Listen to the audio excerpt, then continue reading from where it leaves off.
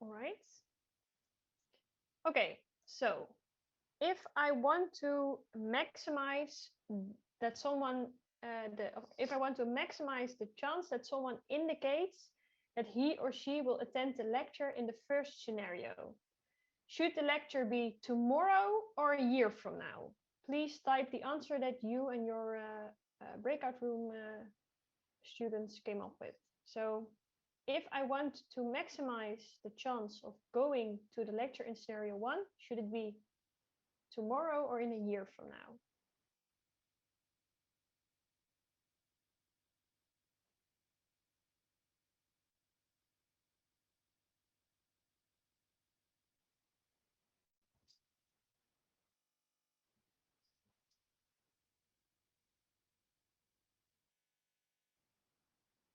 So I see some students who indicate that it should be in a year from now. Can one of you maybe unmute yourself and indicate why? So why should this indeed be in a year from now? Because the answer is correct. I could go if that's okay. Yeah, sure. Yeah, so in scenario one, the desirability is high and the feasibility is low. Yeah. And high desirability weighs higher in a distant future, and low feasibility weighs low in the near future. So therefore, you should go with the distant future. Yeah, so indeed, so the desirability is high because we think that the lecture is very interesting and relevant, but the feasibility is low due to the fact that it's inconvenient. So the timing of the lecture is inconvenient. However, when we ask this to someone when the lecture is in a year from now, the likelihood of them saying yes or them saying that they will attend is indeed higher, because in the distant future we tend to focus more on the desirability. So we think like, okay, cool, really nice lecture, can really help me, and we don't really focus on that inconvenience yet. This is something that will get more and more an issue when the actual lecture is coming. Is getting closer, when the time of the lecture is getting closer. And indeed, for the second scenario, it should indeed be tomorrow.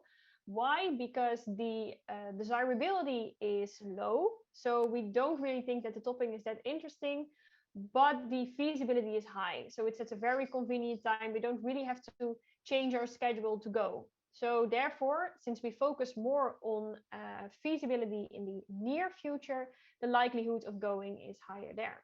So when we would have asked the scenario 2, when it would have been in a year from now, we would only look at the fact that it is not really interesting. And therefore we would say, nah, I'm probably not going. Since the convenient time thing is something we don't even think about when it's in a year from now. Is that clear why it should be in a year for scenario 1 and tomorrow for scenario 2? For the ones maybe who had it the other way around. If you have any questions, please feel free to ask. Right, so here is what I just told you. Desirability is high for the first scenario, but low for the second, and the other way around for feasibility. And therefore, the first one is in a year from now, and the second one is tomorrow. So how is this visible in the paper? So here for the first version of the guest lecture, we can see that the feasibility was high and the desirability was low. And the likelihood of going, so the effect was higher in the near future than it was in the distant future, because people tend to focus more on feasibility in the near future than in the distant future.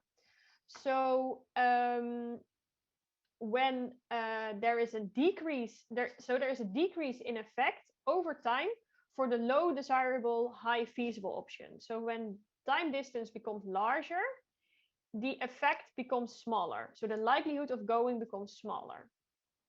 For the second version of the guest lecture, there was low feasibility but high desirability.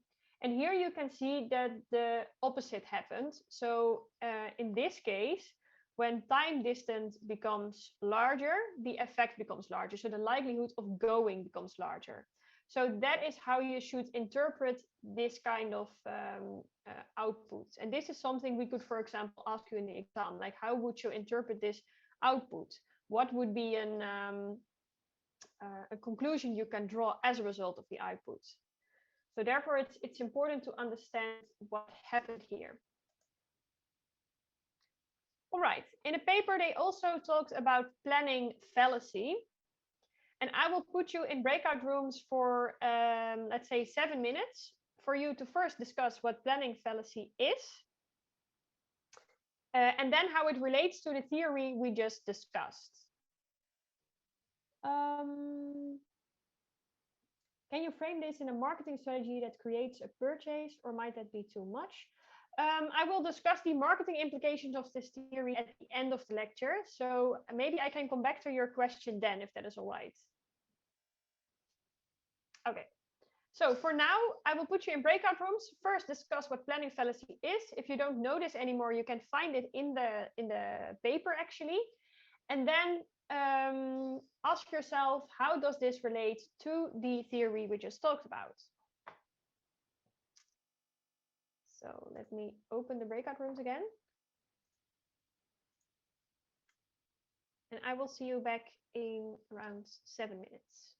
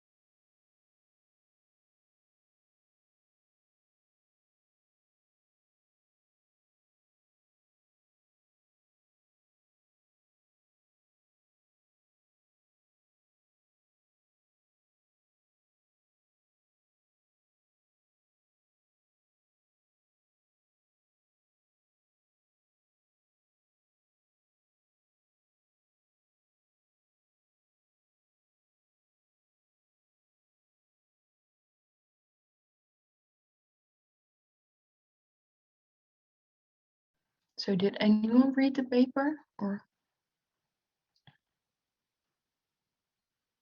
I'm gonna try to see what this planning fallacy is now so that I can contribute.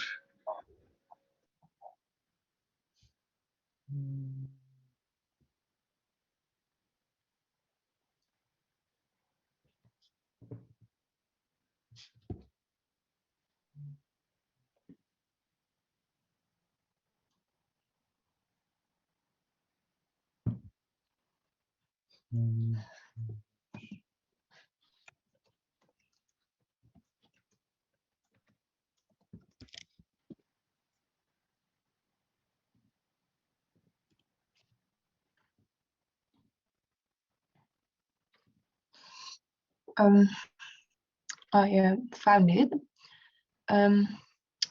It means that people systematically underestimate task completion times, which is planning fallacy.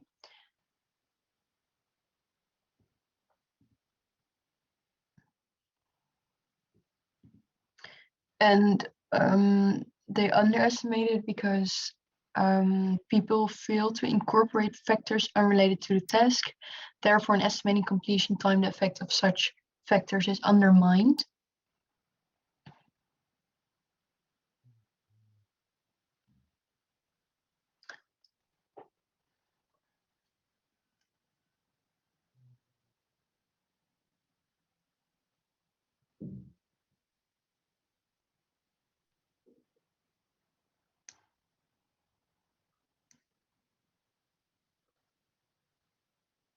Systematic to estimate task completion time.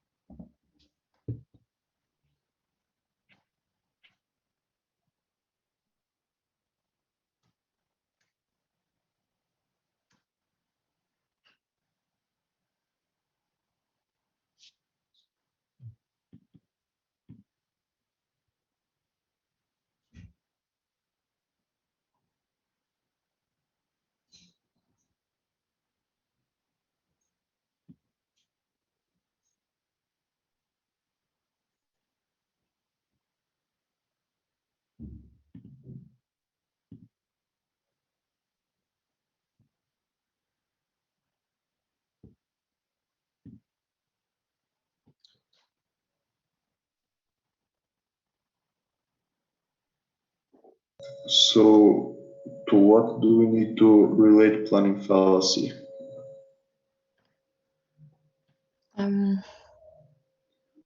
The theory that we discussed in lecture 1 or lecture 2, or Oh, like that. because I don't see the question anymore. I think.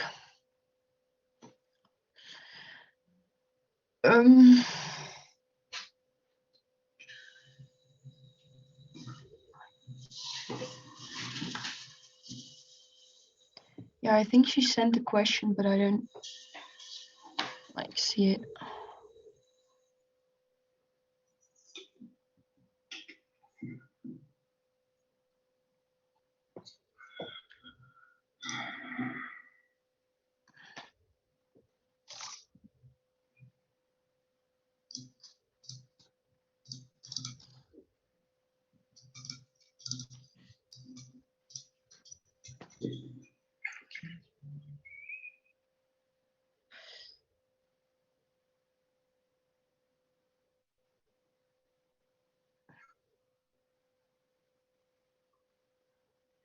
I think it's related because in the future we only include like abstract things and not the real work, because that's more more concrete.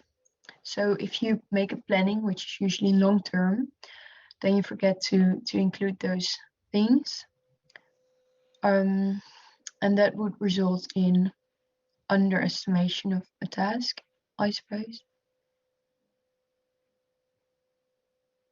I think so. Yeah, it's probably. Because in Yeah. the near future, we will think about something really concretely. Yeah. And the plan will be will work well, I think. Yeah, like Evelina says, like things that are more out of our control, so you don't include those because they're more concrete.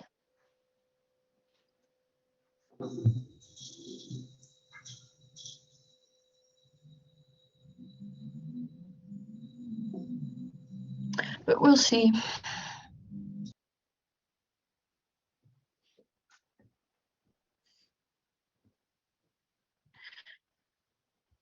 Are you in this program?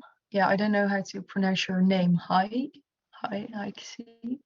I don't know if I'm saying it right. Yeah. Yeah. That's correct. Okay. I don't know Yes, if I've ever that's seen you correct. before. Okay, Yes. great. Really. Now I think we have to go.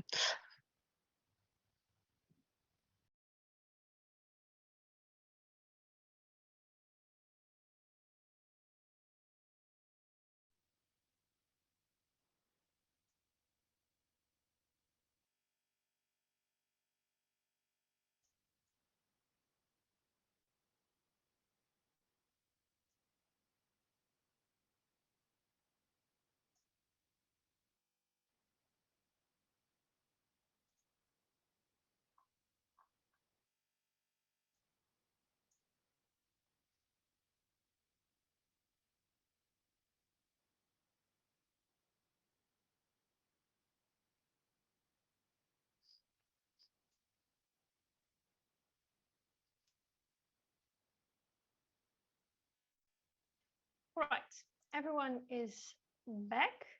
So can one of you maybe unmute yourself and tell me what planning fallacy is? So what did you come up with in your breakout room? If you don't feel comfortable unmuting, you can also type it.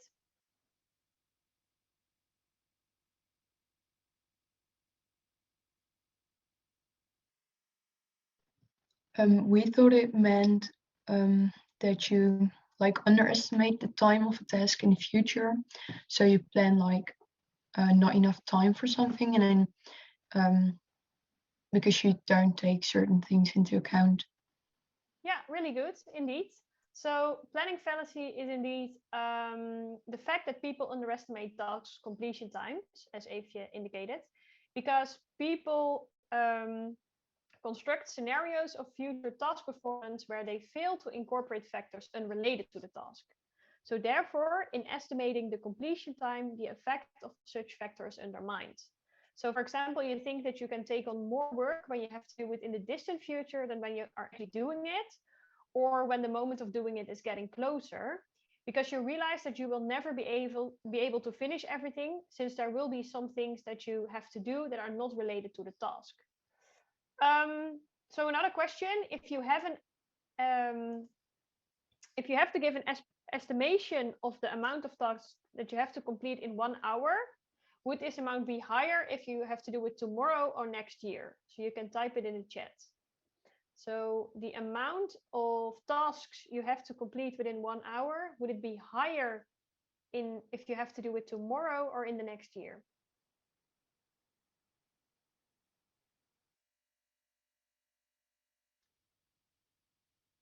So I see next year, and that is indeed how we link the planning fallacy to the theory we just talked about. Why is that the case? So why do we think that we can do more tasks in the same time when we have to do it in a year compared to when we have to do it, for example, tomorrow? Well, according to the study, people indeed expect to finish more in the distant future compared to the near future. And the results of the study support the idea that concrete thinking, so locals rule, is more prominent in near future plans compared with distant future plans, where people tend to think more in an abstract way. So when the completion of the task is really close, we think about all the factors that we might have to take into account when completing those tasks. So for example, if my boss asks me to complete a certain amount of tasks tomorrow, I might think like, listen, there will always be some emails from students, maybe a colleague will call me.